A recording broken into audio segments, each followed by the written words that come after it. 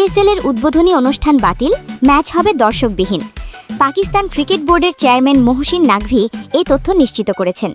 রবিবার দেশটির গণমাধ্যমে প্রকাশিত খবরে বলা হয়, লাহোরে এক সংবাদ সম্মেলনে নাকভি জানান, পিএসএল-এর উদ্বোধনী অনুষ্ঠান বাতিল করা হয়েছে এবং এর ফলে অতিরিক্ত ব্যয়ও এড়ানো সম্ভব হবে।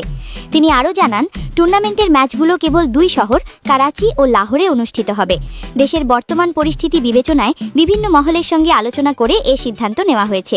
পরিস্থিতি কতদিন স্থায়ী হবে তা নিয়েও অনিশ্চয়তা রয়েছে বলে উল্লেখ করেন তিনি।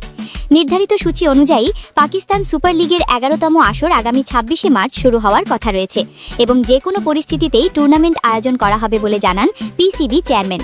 ফ্র্যাঞ্চাইজিগুলোর আর্থিক ক্ষতি পুষিয়ে দিতে গেট মানি পিসিবি বহন করবে বলেও জানিয়েছেন নাকভি। পাশাপাশি নতুন সূচি প্রকাশ করা হবে যাতে দলগুলোর যাতায়াত কমানো যায়, তবে সব ম্যাচই দর্শকবিহীন অনুষ্ঠিত হবে। সমর্থকদের উদ্দেশ্যে তিনি বলেন, যারা টিকিট কিনেছেন তারা চাইলে অর্থ ফেরত নিতে পারবেন। এজন্য ভক্তদের কাছে দুঃখ প্রকাশ করে তিনি আশা প্রকাশ করেন যে দ্রুত দেশের পরিস্থিতি স্বাভাবিক হয়ে উঠবে।